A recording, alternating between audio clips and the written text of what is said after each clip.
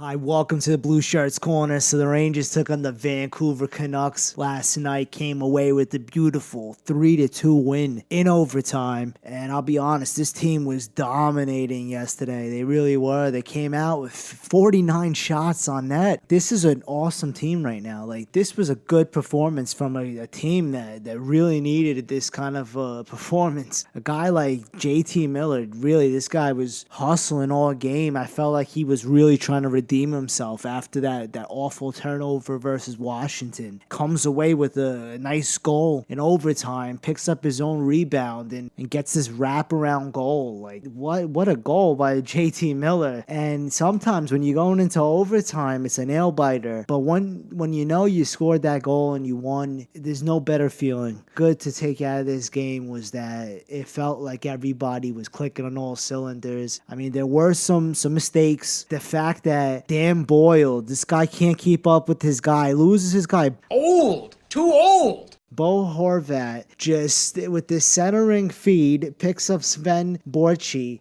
who's left all alone in front there. He just picks up the centering pass from Horvat. It was so horrendous how Dan Boyle, this guy he's slow. He can't skate, can't keep up. The guy he's starting to regress in my opinion, and he really needs to sit out a game and just rest, I guess. Here's a costly mistake by Dan Boyle. Too old! Fine, but the fact that Derek Stepan, he ties this game up. Beautiful pass there from Chris Kreider, who fanned on a one-time attempt. Somehow, Derek Stepan, he picks up the rebound, guesses past Ryan Miller, and it just seemed like Miller had no chance. As Derek Stepan, he was posted up front of the crease and just slammed home that rebound. It was a tie game at that point, and then about 12 minutes after the Rangers tied this game, the Canucks wind up scoring a goal to take the lead. And of course, out of all players, it has to be Emerson Edom setting up Alexander Burrows right at the backdoor feed.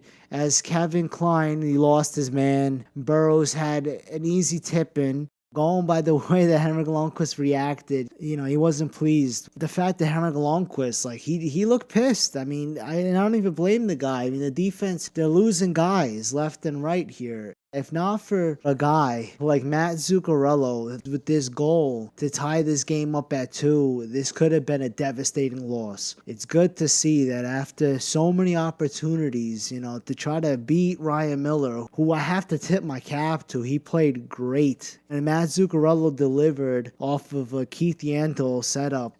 The way Zuccarello just right there in front to redirect this off of Yandel's pass, it was something of beauty. And the Rangers were able to have this game go into overtime, and it's good to see that we had a point there. And the fact that a guy like JT Miller coming off the bench picks up his own rebound with this wraparound goal to give us the full 2 points. Proud of this team. I'm proud of a guy like JT Miller. There was a lot of question about who was going to replace Martin St. Louis and those 20 goals. And here's a guy like JT Miller stepping in there after how many games? After like 45 games, we were trying to figure out exactly who was going to be the guy to step in and take that spot. After 45 games, we finally know who the coaching staff is relying on to pick up that point production, and that is JT Miller, who's emerged as one of the best players on the New York Rangers right now. And Zuccarello coming through with a really clutch goal there. It's good to see Stepan getting on the board. I mean, these are guys that needed to score goals, that needed a good bounce back game. Well, there's a lot of good things to take out of this game. The fact that we have JT Miller, Chris Kreider, and Derek Stepan. What a line. I mean, those guys need to stay together for the game versus the Carolina Hurricanes. I honestly feel like we shouldn't change anything up. Honestly, that was a good performance.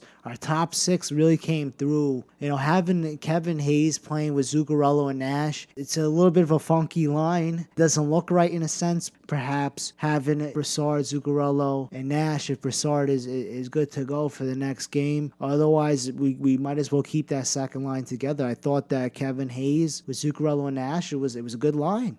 It really was. I liked the third line. They did some work there. There was some shot attempts. There was a lot to take out of this game. It was a good fought fight, and it was a good performance by Ryan Miller, who really, I felt like when they were up by a goal there, after Emerson Edom set up Alexander Burrows, I felt like we were having trouble solving this guy. And we finally, Zuccarello got that goal past Ryan Miller, and then when this went to overtime, I was thinking at least we got a point out of this game. I mean, this is a tight league right now, as everybody's really close in points besides the Washington Capitals, who are just floating on cloud nine, so to speak, as they are running through the league. I mean, they honestly really got a lot better this season, and the fact that we didn't do anything in the offseason is still bothering me, and I'm just hoping it doesn't cause any more of a problem where if we give up any more of our youth or guys, prospects, and you know what I mean, our future is just going to be like staple in our hand by accident. Going to shoot ourselves in the foot if we give up any more youth. We have to find a way to move some of these older guys and pick up some guys that are in between that aren't too old, not too young. Find key essential pieces. I'm hearing Chris Kreider's name being thrown around,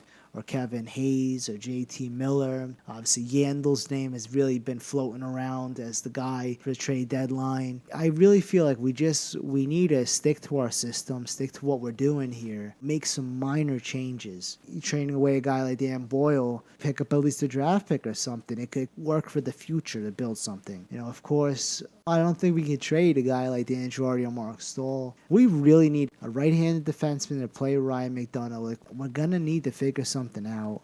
Obviously, a guy like Dylan McIlrath is a couple of years from really being a first-pairing defenseman. I feel like eventually, a guy like Dylan McIlrath would be solid. Him and Brady Shea, I feel like could be a solid second pairing a couple of years down the line. I mean, I don't know where we're going to be defense-wise, because right now, if we trade away Yandel, we might be in a rebuild on the blue line. And honestly, I mean, I could see us, rebuilding our blue line around Ryan McDonough. So we have 3 more games before the All-Star break, and I feel like we could ride Lundqvist, and we could basically rest up. I mean, the only guy going to the All-Star game is Ryan McDonough. We got a couple of easy games coming up before the All-Star break, and then it's back to business from there. Anyway, I'm going to keep everybody posted, and just remember, let's go Rangers.